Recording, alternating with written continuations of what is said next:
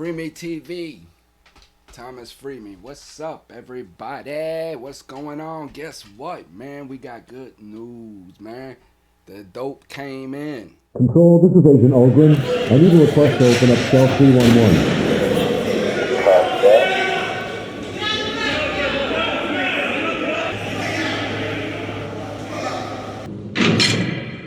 FreeMe Podcast. Welcome back, everybody. FreeMe TV, Thomas FreeMe. Man, I wish everybody many, many blessings. I pray that everybody's in the best of health and that they're safe and secure, that their bellies are full. To all my convicts, all my guys and girls, and they're doing time. I know the stress, I know the pressure, I know the anxiety. I wish you guys the best. I just want everybody just to remain calm and just use this time to the best that you can to learn about who you are and what you're doing and what you have done and the decisions you've made that have landed you in the position in life the way you're in. So that's what this program's about. Today, as you saw in my intro, the dope came in.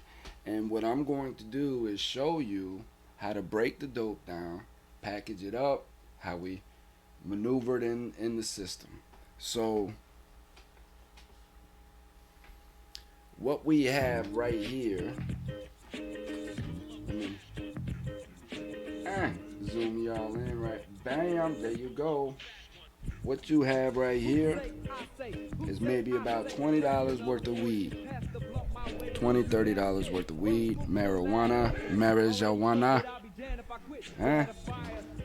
And what I'm gonna do is show you how we break it down. So what we'll do is we'll get some medical tape or some regular tape. If we can't get no tape, maybe we can get band-aids and cut the little plastic off from the band-aids. Any kind of adhesive. You get us a playing card, joker if I can get one, of course. Just some regular paper, and we'll cut the paper down into little squares, right? And then what you'll end up getting are these little packages, right? These little packages that are filled as such. Now, as I'm doing this and I'm going through, the dope can come in many, many ways. It can come from somebody throwing a duffel bag over the fence. You know, during count time, somebody will run up to the fence, throw a duffel bag over, and then when count clears, the first people out in the yard will go out and retrieve the bag. It can come in through an officer from visitation. I've done all of these here. Aside for the bag thrown over, I never had anybody run up to the gate. I mean, that's, to me, that's a little crazy, but if you can do it and get away with it, that's what they were doing. That's how this stuff was coming in. The dangerousness about bags coming over the gate is you have no idea what's in these bags. Pistols, knives, it could be anything in these bags. Anything that you can imagine that somebody would want to get a hold of in prison. Now, how I did it is I would have an individual that came to the visit who would get a bag full of marijuana like this here, about this size. They would put it in a bag. They would bag it up individually into small little dime bags, something big enough for me to swallow. My instructions were about the size of the popcorn, about the size of a popcorn each bag. And what I would do is when the person would come in to visit me, I would go to the vending machine and get a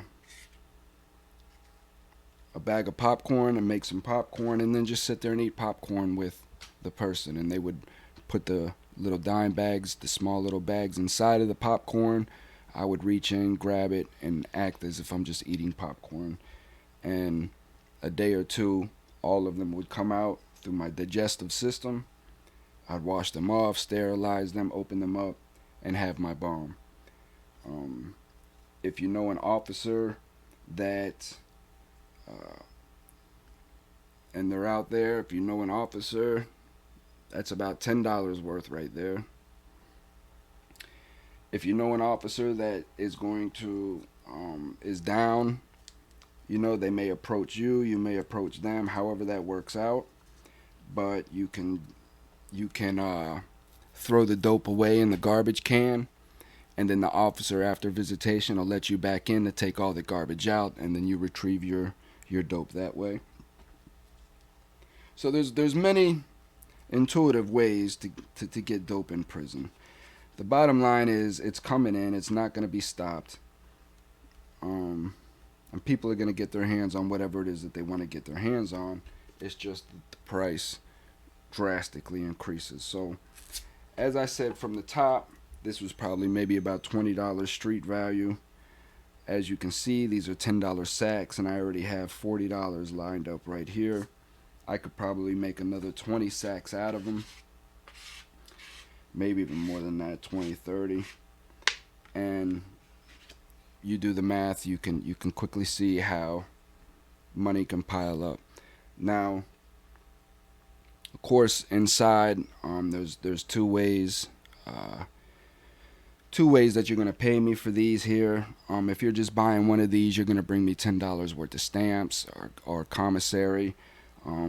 If I trust you, which there's never really been an issue per se. Now, when you get into heroin, cocaine, meth, things of that nature, the trust kind of goes out the door a little bit. But dealing with something like this, I would just give you a sack whenever you wanted one, and then if you went to commissary once a month, I would just hand you a commissary list for $50 or $60. This is how inmates will call their families and say, can you send me $100 or whatever.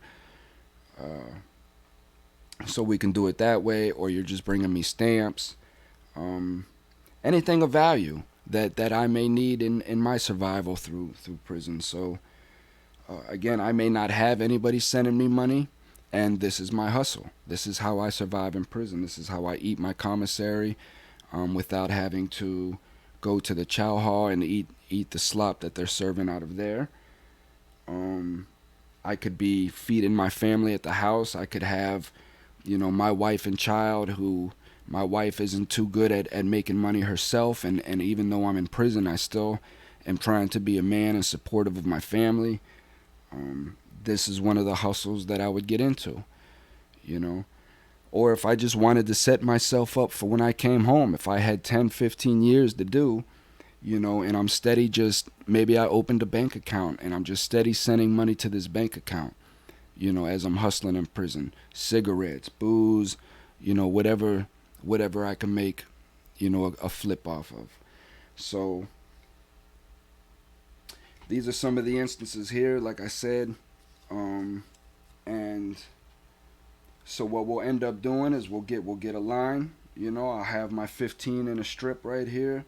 I'll get my tape, stretch it out, put them all on there, line them up, tape the other side. So all I have to do is just walk up to somebody and just rip it and just give it to them real quick. It's small in the hand, however, and this is how it's distributed through the prison. You know, I smoked through my whole bid.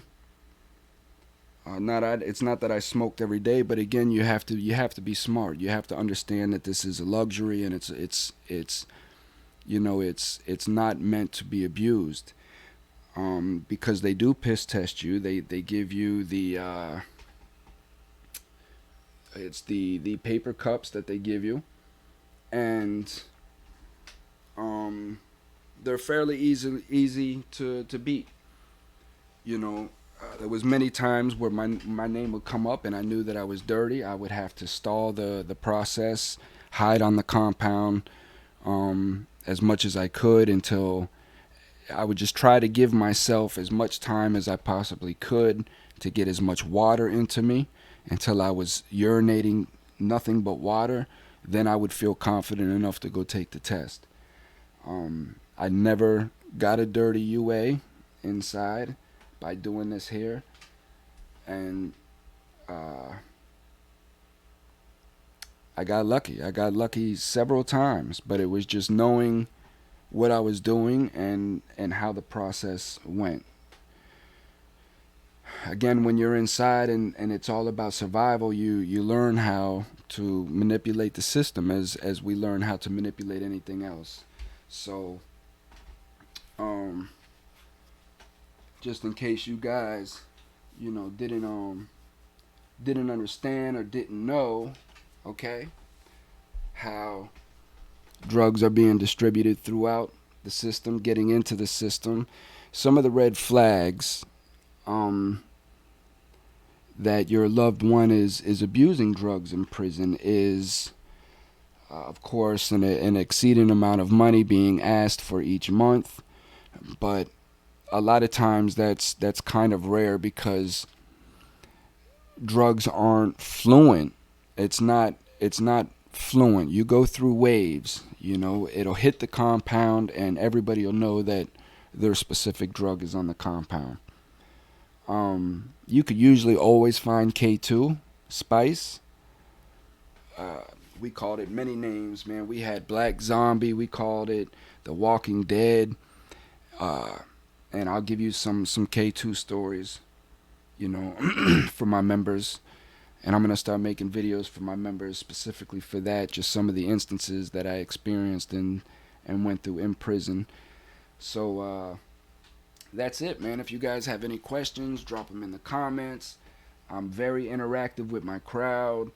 I love you guys, man. I appreciate you guys tuning in. If you guys have any suggestions that you'd like to see me talk about or go through on the show, I have a wide array of many experiences that I'm willing to share. You guys, again, just drop me some nuggets, man, and let me know what you guys wanna partake in and want to hear about. I'll try to duplicate the scenarios as much as I can to try to give you a full-fledged experience as to what it really is like. I'm gonna do a show here on cars here shortly and let you know exactly what cars are and how you can really get messed up in cars. So how cars get wrecked, how you can wreck a car, and such. So I will go through all of that. So until the next time, I thank you guys for tuning in. My count is growing. My people are getting strong, more interactive. So I love to see that. But most of all, I'm just happy that my word is getting out and that people are corresponding with me. So again, check out my website www.cominghomecoalition.com, and you can see what I'm doing on there. And always just reach out. If you know somebody that needs help, and you've been trying to get them help, just reach out to me. I have a membership tier set up, so you can check that out. But most of all, just make sure you like and subscribe to videos, man, if you really dig what it is that I'm doing. So I'm trying to be as informative as I can, as transparent as I can about my mental health, about the things that I've endured, went through, what I've seen other people go through, and then what we're dealing with out here on the street, man, because it's imperative that, your everyday blue collar worker understands, what's really happening, and I want to try to erase the stigma of what we have to go through so that we can try to unite everybody, bring everybody together, right, and help one another get through this crap that we're in, right? I implore all community leaders to really step up, man, and get into your communities, um, and try to stop the violence. We have to stop the violence against our communities as much as we possibly can. We have to get these young kids to understand that retaliating and lashing out against your own community does nothing but feed into the agenda of the people that want to see you act like animals. So, again, we understand what's going on, but we have to find a way to support these people, make them feel loved and understood so that the violence can stop and we can start hearing one another and we can start rebuilding our communities from the inside out. We don't need government to do that. It's on the communities, it's on the state, it's we the people. So we have to start stepping up and doing that and taking back over our country, man. This is our country. It's we the people. We come first. They work for us. We are the boss. And it's time that we have to start stepping back in. So hopefully that's what I'm here for. Hopefully I can do that. Until the next time, man, you guys stay safe, Stay blessed. Peace and love, man. Peace and love, everyone. I'm out. Trying to get this money for the rent, for the Cadillacs and gas money spent. We'll have a whole lot of bitches. You know it's